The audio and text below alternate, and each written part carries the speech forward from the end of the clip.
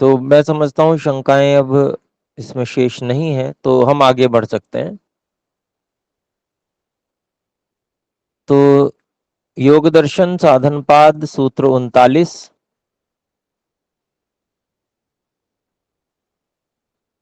अपरिग्रह स्थैर्ये जन्म कथनता संबोधः।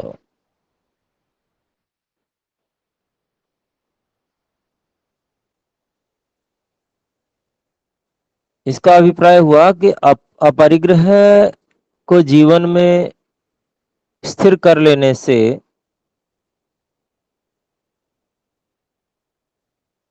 जन्म कैसा है, इस संबंध में जिज्ञासा तीव्र हो जाती है।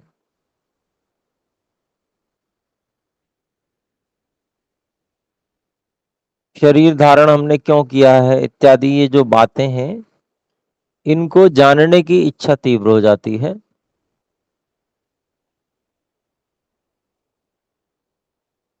क्योंकि जीवन में फिर जब अपरिग्रह नहीं होता है तो व्यक्ति बड़ा संतुलित जीवन जीता है, और संतुलन होने के कारण से आध्यात्मिक उन्नति करने के लिए भी व्यक्ति को पर्याप्त समय मिलता है, उस पर चिंतन कर पाता है, विचार कर पाता है। परंतु जब व्यक्ति असंतुलित जीवन जीता है, परिग्रह करता है, तो असंतुलित जीवन जीना पड़ता है उसके। परिग्रह वाले की जब वर्णन किया गया था उसमें सारी बात आई थी, अर्जन रक्षण क्षय संग हिंसा दोष के विषय में, उससे जीवन असंतुलित हो जाता है। परिग्रह से व्यक्ति को समय ही नहीं होता, पूरा जीवन बीत जाता है, उसके पास विचार करने के लिए समय नहीं रहता। कोल्हू के बैल की तरह वो लगा रहता है, आरंभ जीवन करके और फिर अंत तक कोल्हू का बैल जैसे होता है वही चक्कर काट रहा है, वैसा ही ये भी लगा रहता है। तो इसको समय नहीं मिलता कि विचार कर पाए, चिंतन कर पाए, सोच पाए कि आखिर मैं कौन हूं।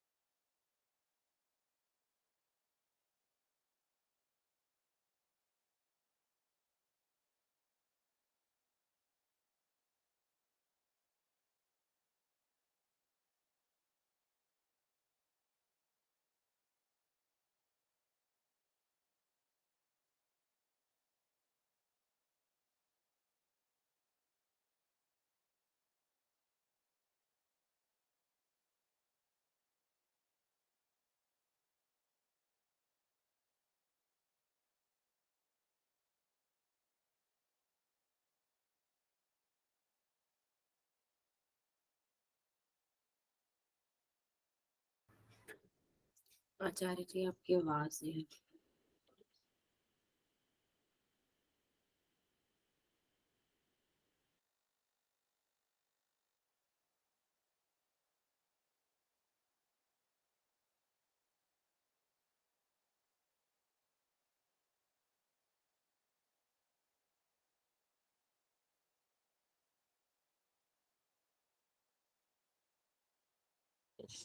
इंद्रजाल समस्या अस्ति।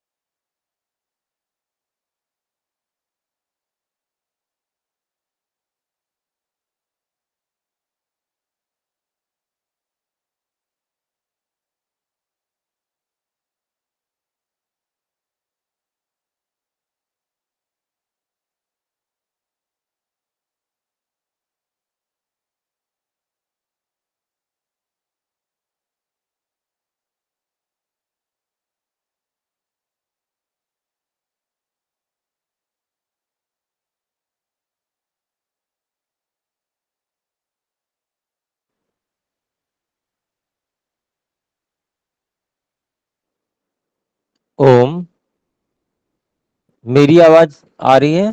जी ओम गुरु जी अभी आ आ रही रही है। है। जी आ जी रही है। धन्यवाद। अंतर्जाल का समस्या थी। जी इंटरनेट आजकल बार बार ड्रॉप हो रहा है ये, तो इसके कारण से कुछ समस्या है। तो आइए, मैं समझता हूँ कि जब तक मेरी आवाज हो रही होगी तो हमारा 39वां सूत्र पूरा हो चुका होगा। थोड़ा सा हुआ था ये, हाँ, असंतुलित जीवन के ऊपर आप बोल रहे थे कि ऐसे कैसे प्रभावित होता है, इतना ही। जी राम मोहन जी बोले।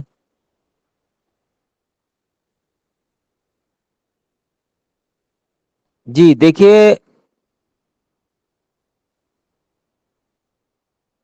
ये जो है यम की स्थिरता हो जाने पर सिद्धियां हैं। फिर आगे अगले सूत्र में है नियमेषु वक्ष्यामः।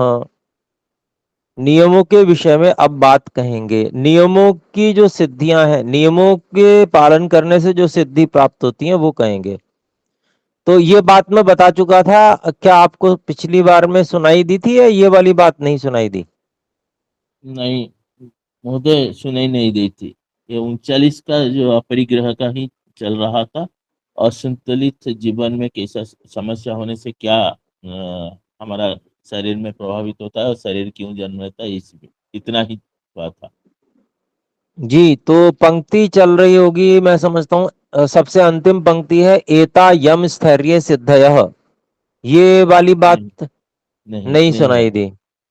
जी हो गया ये, हम समझ में आ गया ये। जी, तो यहाँ तक फिर हम इसको पूरा समझते हैं कि ये पूरा हो गया है।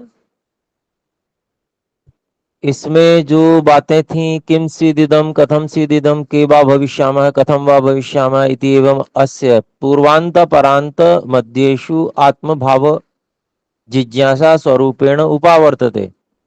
तो ये जो यहाँ कह रहे हैं कि वो जिज्ञासा का स्वरूप दिखा रहे हैं कि मैं पहले क्या था, कथम को हम आसम कथम हम आसम, पहले मैं क्या था अब क्या हो गया हूं। नहीं, कथम हम आसम मतलब मैं किस प्रकार का था, क्यों वैसा था, और ये जीवन क्या है, कथम सिद्ध किम स्विदिदम कथम स्विदिदम, ये जीवन क्या है और ये जीवन ऐसा क्यों है, कि वा भविष्यामः क्या हम हो जाएंगे, कथम वा भविष्यामः हम कैसे हो जाएंगे। इस प्रकार से इति एवं अस्य, इस प्रकार से इस योगी जो कि अपरिग्रह का पालन करता है, इसकी पूर्वांत पूर्व जन्म, परांत परजन्म अगला जन्म, और मध्य शु, और जो बीच में ये जीवन जन्म चल रहा है, इन सबके विषय में आत्मभाव जिज्ञासा, स्वयं के विषय में जिज्ञासा स्वरूपेण उपावर्तते, स्वरूप से व्यवहार में आने लगती है। अर्थात उसको ये जिज्ञासाएं प्रकट होती हैं। एता यम स्थैर्य सिद्ध, तो ये जो है इतनी कह दी 39वें सूत्र तक, ये सभी यम की स्थिरता होने पर सिद्धियां हैं। फिर अगले सूत्र 40वें सूत्र की भूमिका में कहते हैं नियमेषु वक्ष्यामः। अब नियम पालन करने से क्या सिद्धियां प्राप्त होती हैं वो बता रहे हैं। तो 40वां सूत्र है शौचात स्वांग जुगुप्सा परैर संसर्गः।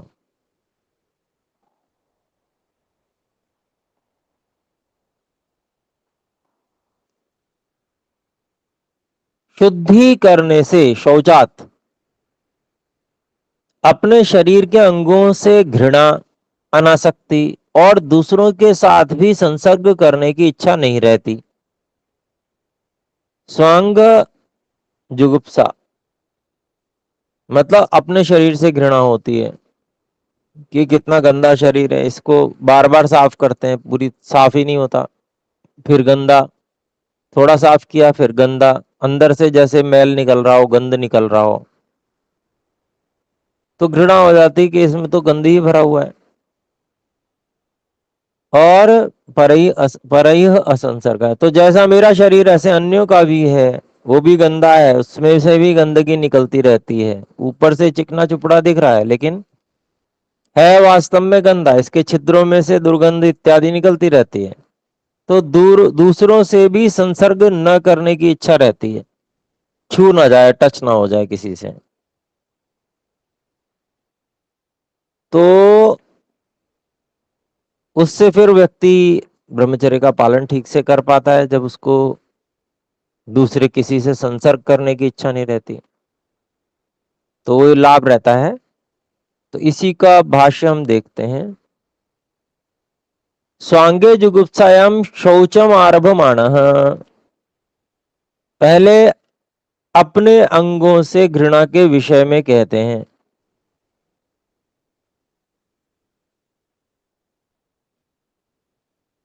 कायावद्यदर्शी कायान अभिष्वंगी यतिर्भवति।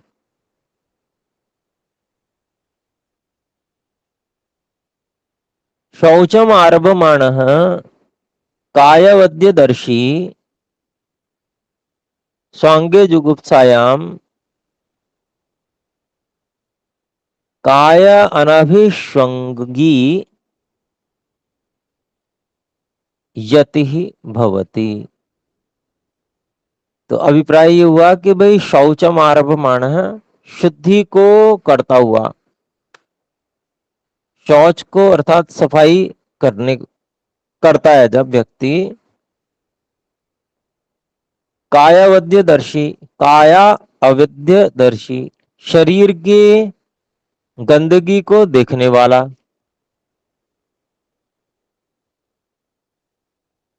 स्वांगे जुगुप्सायाम, अपने अंगों में घृणा,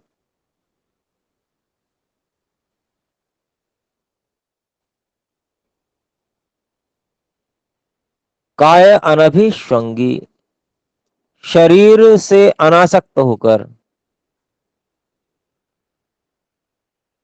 यतिर्भवति, संयमी हो जाता है, यति हो जाता है, यत्न करने वाला हो जाता है।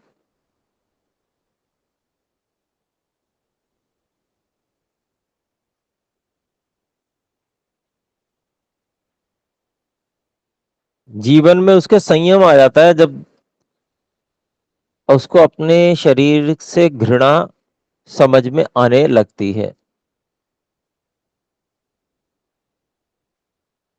उससे अनासक्ति होती है शरीर के प्रति। फिर आगे कहते हैं किंच परैरसंसर्ग, और दूसरों से संपर्क न करना,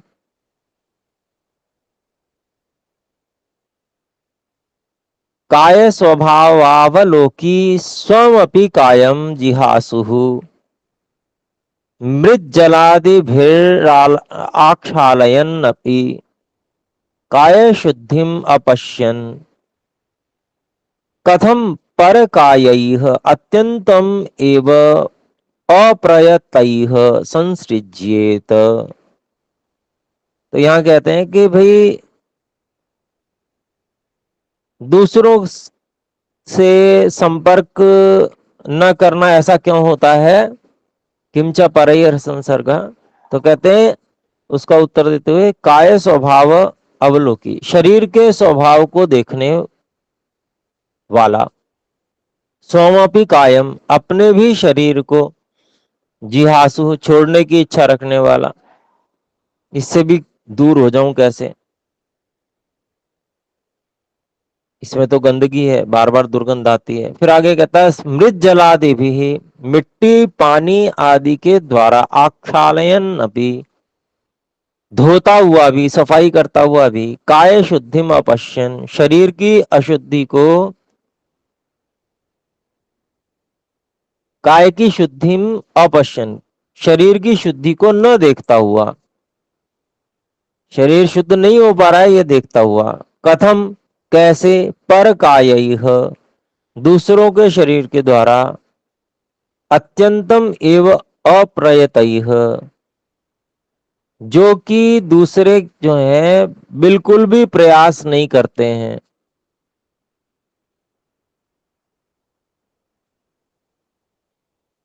अपने शरीर को शुद्ध करने का बिल्कुल भी प्रयास ज्यादा नहीं करते हैं, ऐसे दूसरों के शरीर से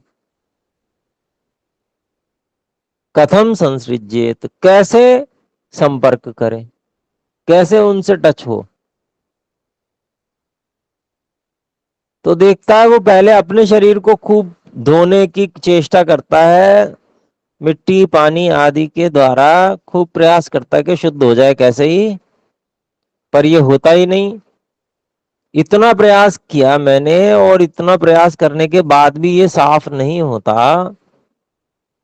तो मैं तो इतना प्रयास कर रहा हूं तब भी साफ नहीं हो रहा। ये तो जो दूसरे लोग हैं ये तो इतना प्रयास भी नहीं करते साफ सफाई का। तो ये अपने शरीर, इनके शरीर को ये खाली वो जो जिसको कहते हैं गंध वगैरह, सेंट वगैरह लगा देते हैं, डीओ वगैरह लगाकर गंदगी पाले रखते हैं। तो ये प्रयास ही नहीं करते साफ सफाई का। जब प्रयास नहीं करते तो ऐसे लोगों से कैसे शरीर से संपर्क करने की इच्छा कोई कर सकता है, जिसने अपने शरीर के मैल को गंदगी को देख लिया, उसको साफ करने का प्रयास करने के बाद भी वो गंदगी दूर होती नहीं है। जब इतना प्रयास करने के बाद में निरंतर वो शुद्ध नहीं हो रहा है, तो जो लोग प्रयास नहीं करते उनका कितना गंदा होगा, ये बात सोचकर वह दूसरों से संपर्क नहीं करता। यहां पर तो कहते हैं कैसे वो दूसरों से संपर्क करे, कथम संसृज्येत। तो इस कारण से वो संयमी हो जाता है, अनासक्त होकर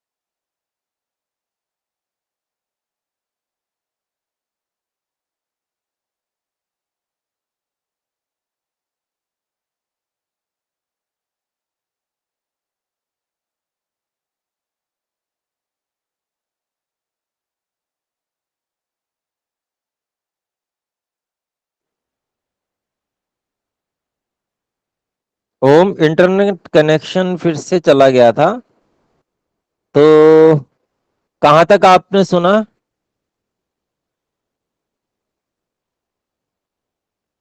मेरी आवाज सुन पा रहे हैं? हाँ जी महोदय। जी आ रही है। सम्यक ये महोदय। कहाँ तक आपने सुन लिया था? 41वां सूत्र मैंने पूरा कर दिया था, भाष्य क्या सुन पाए थे? नहीं नहीं नहीं, नहीं, पूरा नहीं सुना। 40वीं सूत्र का होता कि जैसे कि शरीर का जो नियम अच्छा, को। वहां तक हो गया, 40वें तक हो गया, ठीक है। तो 41वें सूत्र से फिर हम अगली कक्षा में पढ़ लेंगे। तो ठीक है, अभी हम विराम करते हैं। सभी को सादर नमस्ते जी। सदा नमस्ते। सदा नमस्ते आचार्य जी, सभी को सदा नमस्ते। धन्यवाद। ओम। सत्यनारायण।